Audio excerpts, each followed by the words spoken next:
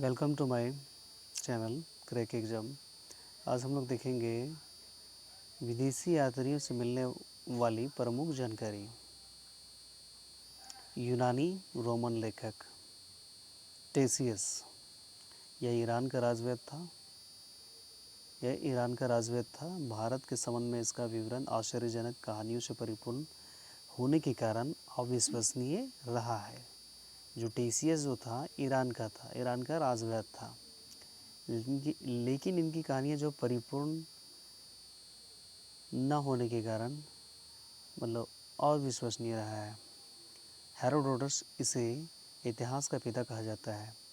इसने अपनी पुस्तक हिस्टोरिका में 5वीं शताब्दी ईसा पूर्व के भारत फारस ईरान के संबंध का वर्णन किया है, परंतु इसका विवरण भी अनुश्रुति और अफवाहों पर आधारित है। सिकंदर के साथ आने वाले लेखों में नेरियकस, आने सीक्रेट्स तथा अस्टिबुलस की विवरण अधिक प्रामाणिक एवं विश्वसनीय है। मेगास्थनीज यह सेल्यूकस निकेटर का राजदूत था, जो चंद्रगुप्त मौर्य के राज दरबार में आया था। इसने अपनी पुस्तक इंडिका में मौर्य युगीन समाज के एवं संस्कृति के विषय में लिखा है। डाइमेकस यह सीरियन नरेश अंतियोकस का राजदूत था, जो बिंदुसार के राज दरबार में आया था। इसका विवरण भी मौर्य युग से संबंधित है। डायोनीसियस यह मिस्र नरेश टॉलमी फिलेफस का राजदूत था, जो अशोक के दरबार में आया था।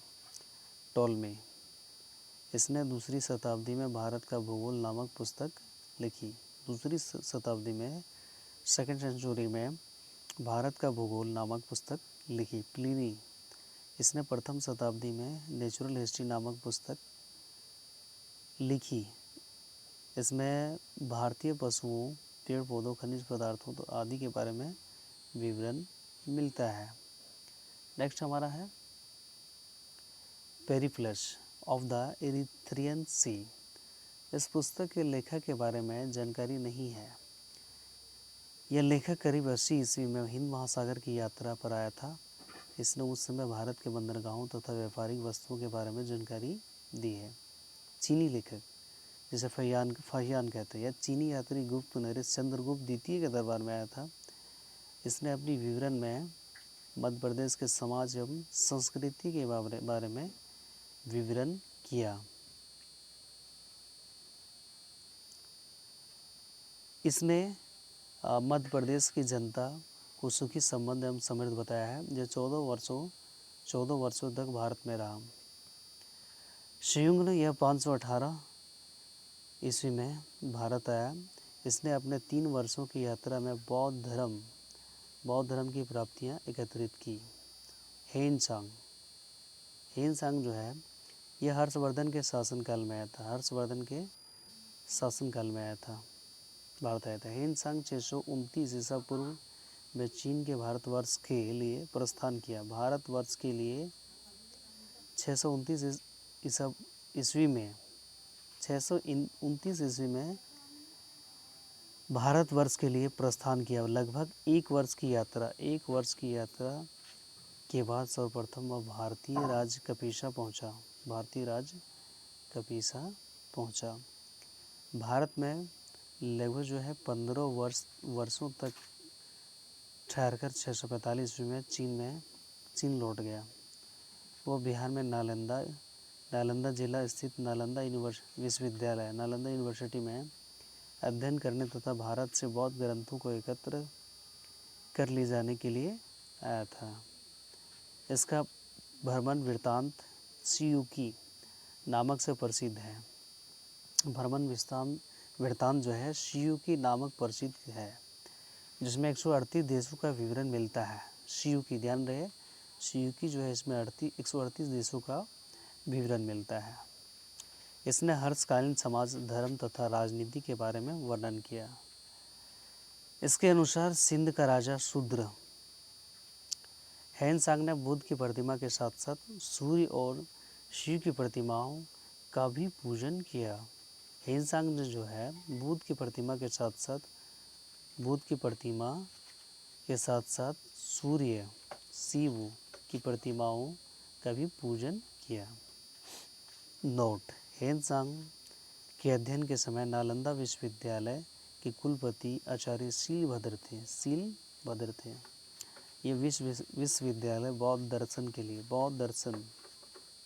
बुद्ध फिलॉसफी के लिए प्रसिद्ध था। इत्सिंग ये 7वीं शताब्दी के अंत में भारत आया। इसने अपने विवरण में नालंदा विश्वविद्यालय का विक्रमशिला विश्वविद्यालय तथा अपने समय के भारत का वर्णन किया, जो 7वीं शताब्दी के अंत में भारत आया था। देखेंगे अब जो है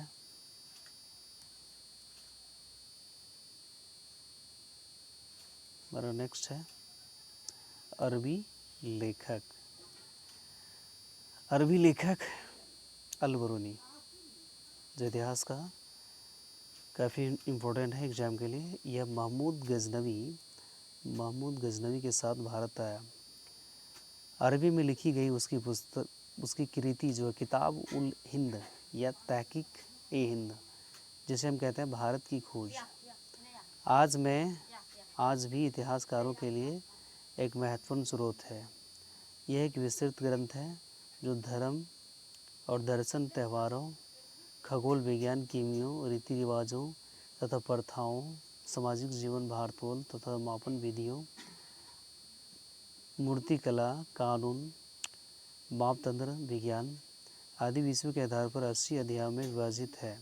इसमें राजपूत कालीन समाज, धर्म, रीति रिवाज, राजनीति के आधार पर सुंदर प्रकाश डाला गया है।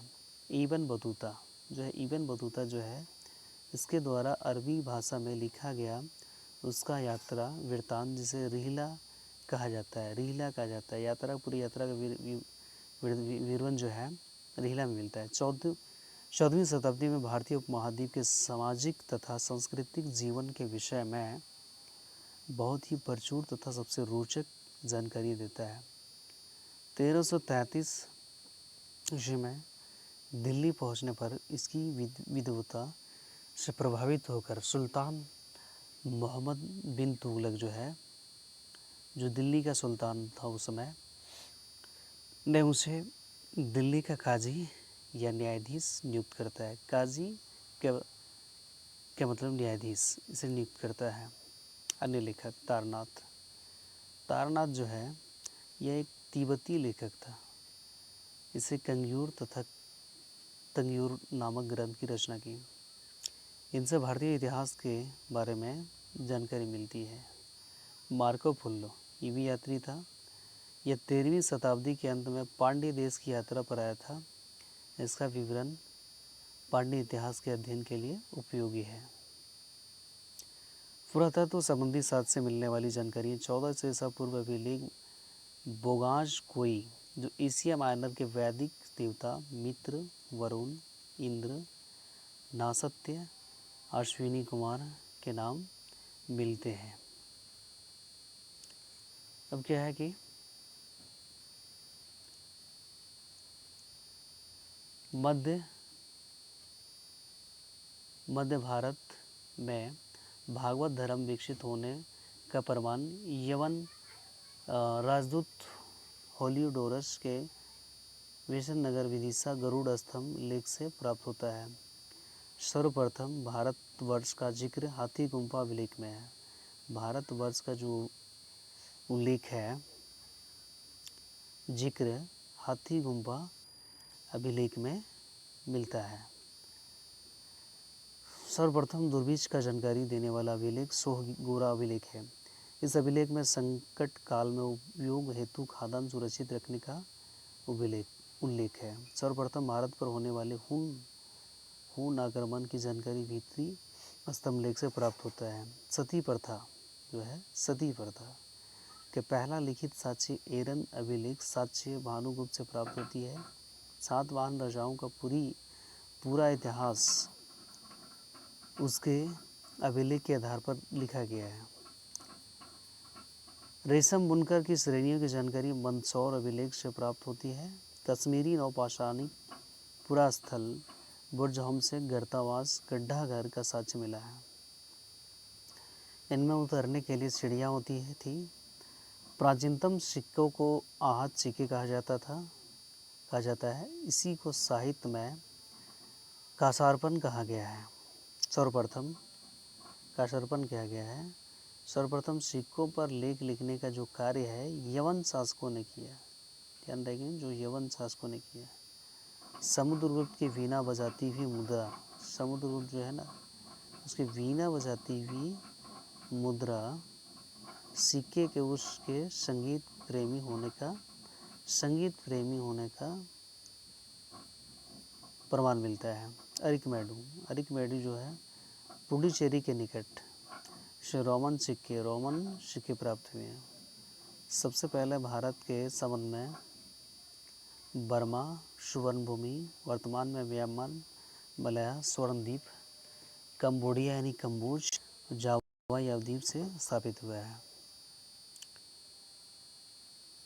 महत्वपूर्ण अभिलेख, हाथी गुम्फा अभिलेख तिथि, रहित अभिलेख, जूनागढ़ गिरनार अभिलेख। हाथी गुम्फा अभिलेख जो है कलिंग राज खारवेल। जूनागढ़ अभिलेख रुद्रदामन। नासिक अभिलेख गौतमी वलसरी। प्रयाग स्तंभ लेख समुद्रगुप्त। ऐहोल अभिलेख पुलकेशिन II। मंदसौर अभिलेख मालवा नरेश यशोवर्मन। ग्वालियर अभिलेख प्रतिहार नरेश भोज। बेतारी एवं जूनागढ़ अभिलेख स्कंदगुप्त। देवपड़ा अभिलेख बंगाल शासक विजय सेन। अब देखेंगे कि अभिलेखों का अध्ययन एपिग्राफी कहा जाता है और सिक्कों का अध्ययन न्यूमिस्मेटिक कहा जाता है, न्यूमिस्मेटिक। और अभिलेखों का अध्ययन जो है एपिग्राफी कहलाता है। उत्तर भारत के मंदिरों की कला की शैली नागर शैली एवं दक्षिण भारत के मंदिरों का कला द्रविड़ शैली कहा जाता था। दक्षिणापथ के मंदिरों का निर्माण में नागर और द्रविड़ दोनों शैलियों का, दक्षिणापथ मंदिरों का निर्माण जो है नागर और द्रविड़ दोनों शैलियों का प्रभाव पड़ा, अतः यह वैसर शैली कहलाती है। पंचायतन जो है शब्द मंदिर रचना शैली के से संबंधित है। एक हिंदू मंदिर तब पंचायतन शैली कहलाता है जब मुख्य मंदिर का 4 सहायक मंदिरों में घिरा होता है। पंचायत मंदिर के उदाहरण है कंदरिया महादेव मंदिर खजुराहो, बिरदेश्वर मंदिर भुवनेश्वर, लक्ष्मण मंदिर खजुराहो, लिंगराज मंदिर भुवनेश्वर, दशवांतर मंदिर देवगढ़ उत्तर प्रदेश, कुंडेश्वर मंदिर महाराष्ट्र।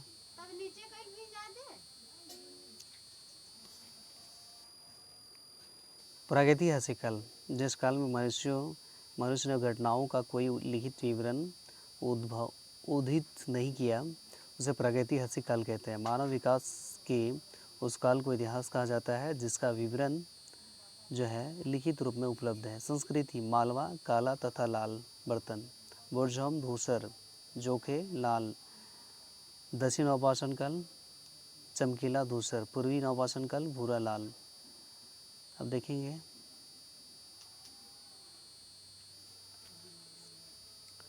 आद्य ऐतिहासिक काल उस काल को कहते हैं जिस काल में लेखन कला को प्रचलन के बाद उपलब्ध लेख पढ़े नहीं जा सके।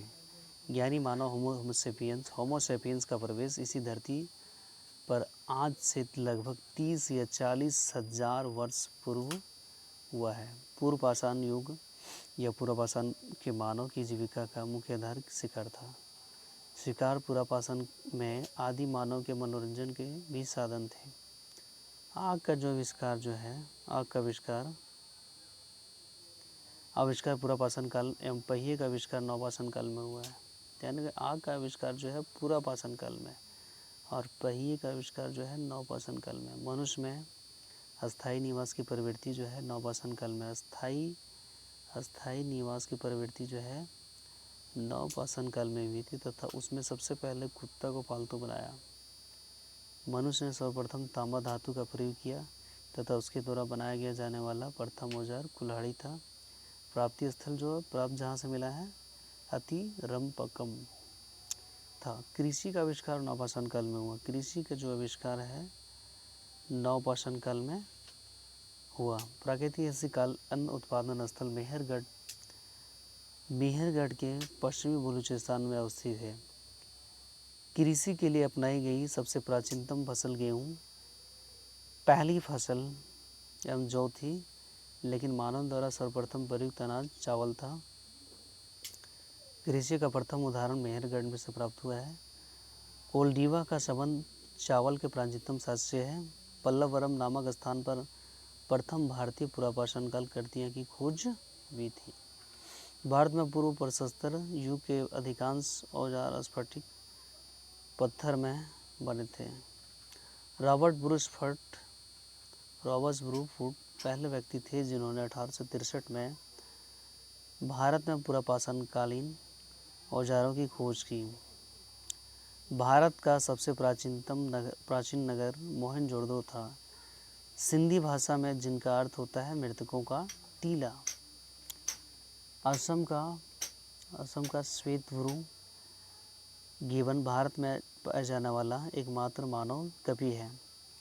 इनाम गांव ताम्रपान पाषाण युग की एक बड़ी बस्ती है जिसका इनका संबंध जौरवी संस्कृति से। भारत में शिवालक की पहाड़ी से जीवाश्म का प्रमाण मिलता है। भारत में मनुष्य संबंधी सबसे पहला प्रमाण नर्मदा घाटी में मिला है। भारतीय नागरिक सेवा के अधिकारी रिजले प्रथम व्यक्ति थे जिन्होंने प्रथम वैज्ञानिक आधार पर भारत की जनसंख्या प्रजाति विविधीकरण किया। यदि कंटेंट अच्छा लगे हो तो चैनल को सब्सक्राइब करें। धन्यवाद।